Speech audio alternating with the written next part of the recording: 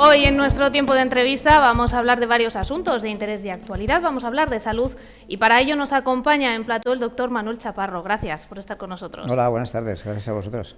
Usted viene de la sanidad pública, ha trabajado en distintas clínicas y hospitales y decidió un buen día poner en marcha una nueva clínica en Guadalajara, la Clínica del Carmen. ¿Por qué decidió dar ese paso?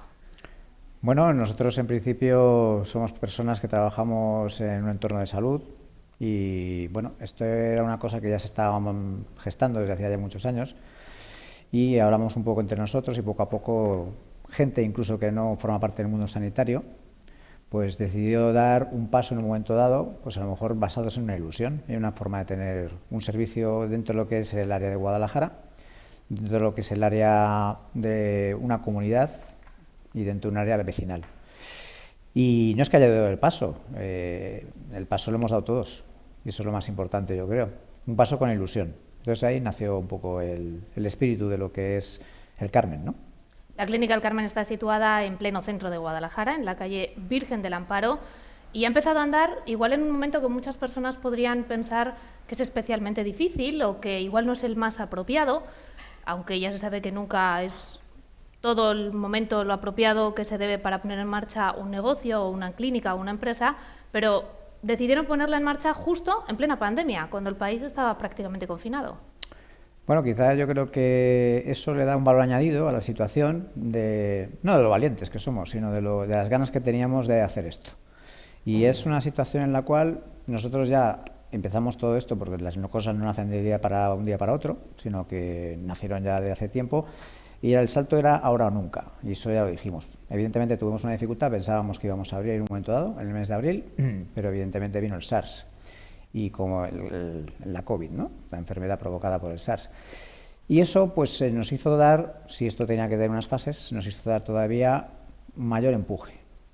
Por ejemplo, en el tema, pues, en 1929, con el Empire State, se hizo en los tiempos de crisis. Eso no nos importaba. Supongo que a las personas que lo hacían tampoco les importaba en ese momento. Eran gente que tenían ganas de hacer cosas con ilusión. Y aquí pues es lo mismo. Tenemos ganas de hacer cosas y esto nos ha empujado un poquito más a intentar dar un servicio y una forma de entender lo que es la asistencia médica. Hay un completo equipo de profesionales dentro de la Clínica del Carmen. No sé si usted los definiría de alguna manera en especial. Una familia laboral, gente con ilusión. ¿Qué tipo de especialidades podemos encontrar dentro de la Clínica del Carmen? Especialidades, yo creo que tenemos que definir que especialidades habituales, clínicas, puramente médicas, por tanto, y luego actividades sanitarias puramente quirúrgicas y médico-quirúrgicas.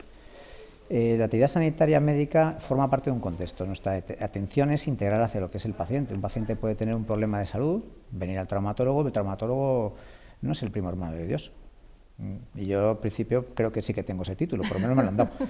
Entonces hay algo más que se puede siempre aportar, que es un tratamiento en el cual y un diagnóstico complementado del traumatólogo, posiblemente orientado, pero posiblemente mejor definido por otras entidades sanitarias, ya sea podología, como es el caso que tenemos podología, ya sea fisioterapia, ya sea incluso otras paramedicinas incluso, etcétera, ¿no? Entonces tenemos eso formaría parte de un tratamiento multidisciplinar. Y por tanto, a veces evidentemente encontramos, porque los dolores muchas veces hay lumbalgias, por ejemplo, me voy a mi campo, a mi terreno, me lo llevo para estar un poquito más tranquilo en la entrevista, hay lumbalgias que a lo mejor no son un problema lumbar, sino que son un problema no es traumatológico, sino que puede ser un problema vascular o puede ser un problema de otra índole.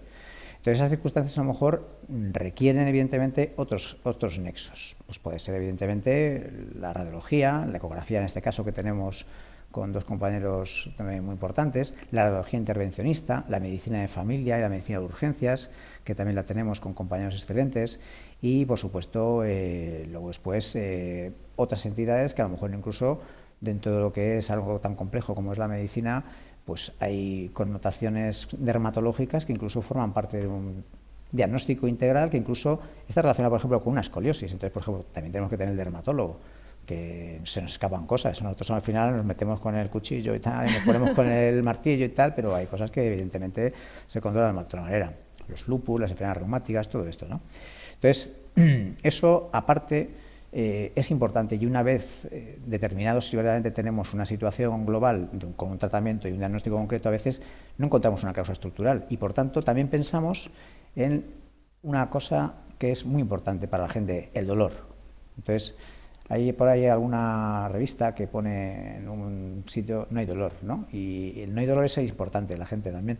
Hay que hacerle caso a la persona que tiene dolor, pero de dolor de causa no justificada, porque a lo mejor no sabemos encontrar la causa.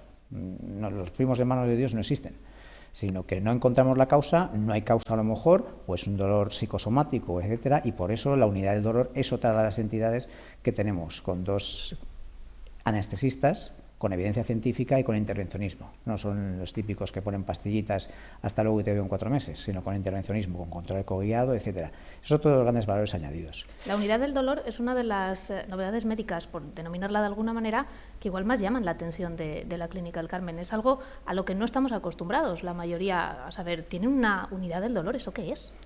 Pues la unidad del dolor, en principio, dentro de lo que es Guadalajara, sí que el hospital tiene en su cartera de servicios, tiene lo que es la unidad del dolor como tal. El problema es el desbordamiento que tenemos actualmente, por las condiciones que todos conocemos, y sí que tenemos una unidad de dolor, yo creo que puntera, que complementa, que ayuda y que establece diversas acciones para poder resolver estos problemas. Esa unidad del dolor lo que hace sobre todo es, evidentemente, primero escuchar, que es lo que hace, supongo que es lo que todos hacemos, que es lo más importante, escuchar primero y luego después, evidentemente, actuar. Y en la actuación pasa por una evidencia científica y ahí está pues los compañeros que actúan de esa manera. Tienen también medicina estética, antienvejecimiento, por ejemplo, un ecógrafo de última generación en su clínica.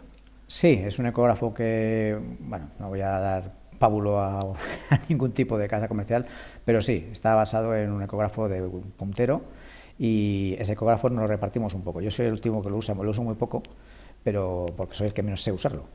Pero lo que lo utiliza sobre todo es, evidentemente, los radiólogos, el radiólogo intervencionista, el radiólogo que no es intervencionista, la unidad del dolor sobre todo también, y luego medicina de urgencia, y luego lo utilizo yo. También estábamos teniendo una zona pues, para otro ecógrafo que también es de Mari Castaña, que es para hacer prácticas, que lo está utilizando la unidad de podología. No sé si tener a disposición de ustedes y de los médicos y de los pacientes este tipo de material de última generación supone esa apuesta que se hace de más por el paciente, ese servicio de más que se le da, esa atención integral. Sí, yo creo que primero, sobre todo, evidentemente, los recursos humanos y la plantilla existente es fundamental, no cabe duda. Eso es, si no hay eso, pues no hay nada. Porque tú puedes estar en Tamajón y dar un buen servicio, pero te faltan medios. Y vive Dios, que yo estaba en Tamajón. Pero tú en un momento dado tienes un apoyo, que es una derivación a Guadalajara, al Hospital de Guadalajara o donde sea menester. Pero en este caso, por ejemplo, sí que si no tenemos ciertos recursos materiales, pues no podemos dar una calidad y sobre todo una calidad controlada y una calidad que vaya hacia la gran calidad total. Entonces sí que disponemos de esos materiales hasta verdaderamente donde pueda dar una sostenibilidad y donde todos creamos que podemos llegar. Hay ciertas máquinas también existentes que se pueden utilizar independientemente como tratamientos, que son punteras también, y que hay algunas que, bueno, según algunos estudios, dan resultados muy interesantes. En plena época de coronavirus, como estamos, desde que se puso en marcha prácticamente la Clínica del Carmen, ¿qué es el test COVID ELISA que tienen ustedes? Bueno, tenemos Porque estamos acostumbrados a oír tanto de test y de tantos test que sí. Uno no sabe ni por dónde se mueve. Bueno, estas preguntas son tipo test prácticamente las que me estás haciendo. ¿No? O sea, qué bien. Bueno, los test. Bueno, hay 2 grandes grupos, yo creo, sin ánimo de ser exhaustivo, hay 2 grandes grupos de diagnóstico para este virus, ¿no? No son nada nuevos, ¿no? Es la PCR y la serología, el tipo ELISA. El primero mide cantidad o carga viral existente por un método que puede ser rápido o no rápido, yo creo que es así lo más fácil de decir. Lo que llama es antigénico es lo rápido y lo que llama la gente en la calle ahora antigénico, ¿vale? No antigénico. Ya. Y luego después está el serológico, ¿no? El serológico es el que te mide las defensas, que se hace con una técnica que es de inmunoanálisis, que es el ELISA. Entonces, uno mide defensas, el otro mide virus. Y se está aplicando. Aquí, cuando empezamos con todo esto, en junio, empezamos al poco a poco. Y al poco a poco es lo suyo. Primero la primera administración y luego ya automáticamente la necesidad era análisis. El análisis clínico es como empezó. Y empezó sobre todo con serología y test rápidos. Test rápidos es el cuarto tipo de test que no es la serología y que es un test que, bueno, dio mucho índice de fallos, depende de dónde vinieran, depende de cómo se hubieran validado, etcétera, según la sensibilidad, especificidad, valor predictivo positivo, esas cosas que por ahí, del teorema de Bayes y tal. Cosillas que en principio nosotros no hemos optado por el test rápido prácticamente. ¿Cómo han vivido ustedes la pandemia? Pues con temor, como todos. No sé si ha sido especialmente duro estar en las dos partes de la sanidad, por así decirlo, en sanidad pública y en sanidad privada. Bueno, dentro de lo que es el Carmen lo hemos vivido pues con prudencia y lo estamos viviendo con mucha disciplina y con rigor. Por ejemplo, es muy importante mantener todas las medidas que la Consejería de Sanidad, que estamos en contacto directo y ellos nos mandan continuamente alertas, correos al respecto informativos de materiales que se pueden usar, materiales que no se deben usar, posibles lotes que estén en mal estado o lotes que evidentemente no vengan de lugares adecuados, ¿no? Entonces, estando en contacto con ellos y siempre teniendo una honestidad en cuanto a lo que es la información, nosotros realizamos, por ejemplo, todas las medidas aplicables y que se rigen por el boletín oficial y que se rigen por el Ministerio de Sanidad y que se rigen por la Consejería de Sanidad de Castilla-La Mancha. Entonces, entran desde lo típico, que es la distancia de seguridad. Yo la mido más bien en círculos, no en líneas, porque yo soy un poquito más matemática, es un problema de serie, que mi padre me hizo así un poco. Y metros cuadrados por cada persona, agenda más distanciada, que es importantísimo la agenda distanciada, es decir, mantener más tiempo por cada paciente, evidentemente uso de mascarilla, uso de las medidas adecuadas y, por supuesto, a nivel profesional hay que defender no solamente al paciente, hay que defender a los compañeros y tenemos que defendernos todos juntos. No sé si los pacientes les trasladan algún miedo, algún temor de esta nueva situación con la que tenemos que acostumbrarnos a vivir, sí o sí. Sí, por supuesto. Yo creo que la gente en su casa recibe tanta información en este mundo que a veces no saben filtrarla bien, cuál es la que es más exacta, más precisa, cuál es la que se tiene que quitar, etcétera. Entonces, en todos los momentos pues vienen solicitando más información. Y nosotros intentamos dar la información que creemos que es la adecuada y que creemos que es la que hemos leído en las fuentes de investigación adecuadas. Hablando precisamente de esas fuentes, no siempre recurrimos a las fuentes adecuadas para informarnos, sobre todo de temas médicos. Tengo entendido que ustedes han puesto en marcha una revista digital pionera que lleva un lema un tanto llamativo, que es Creamos cultura médica. No sé si en este país, precisamente y con esto del COVID, se pone más de manifiesto, necesitamos cultura médica. Yo creo que necesitamos todos compacidad en cuanto a lo que es una cultura médica. Compacidad, pero no en serie, sino cada uno tiene que ser libre siempre de elegir la información y la fuente de información. Porque por eso creo que es importante. Tenemos que molestarnos en leer y tenemos que molestarnos en saber y decidir cuál es la información que verdaderamente nos va a beneficiar a todos. Nuestra revista, efectivamente, nosotros tenemos dos líneas. Tenemos primero un lema, que es el lema Elegimos Cuidarte, que evidentemente es un lema sanitario, es un lema médico, es un lema dirigido al paciente, a su situación integral, pero elegimos cuidarte también a las personas que también trabajamos allí. Eso es muy importante porque cuidándonos a todos, cuidaremos a los demás.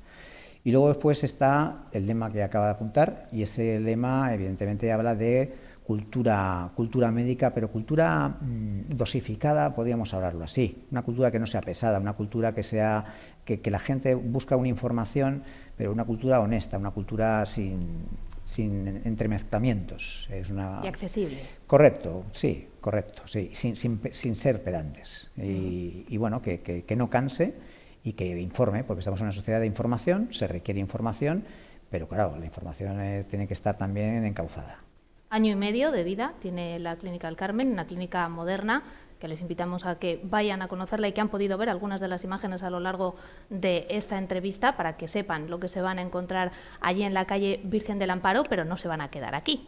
sino que tienen en marcha nuevos proyectos. Sí, pero año y medio no. Ojalá que tuviéramos año y medio. Año y medio no, ya les No, daba más, medio año de vida. Sí, eso medio es, año eso de vida. Es, medio año de vida, estamos todavía. Se me estaba haciendo a mí muy largo lo del Estamos COVID. en pañales, aunque año y medio seguiremos en pañales. Medio año. Medio año, sí, medio año. Sí, evidentemente, pues la gente que piensa mucho en más allá, ¿no? En perspectiva y tal y cual, pues el bosque se ve desde lejos y dice, bueno, pues sí, existen una serie de fases donde posiblemente con tranquilidad podamos llegar y están en ello, están en ciernes. O no, todo se verá. Sí.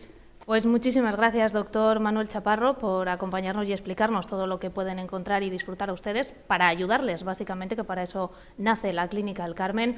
Muchísimas gracias por acompañarnos. A vosotros, encantado de estar aquí. Nosotros vamos a seguir repasando otros asuntos de actualidad e interés de la jornada.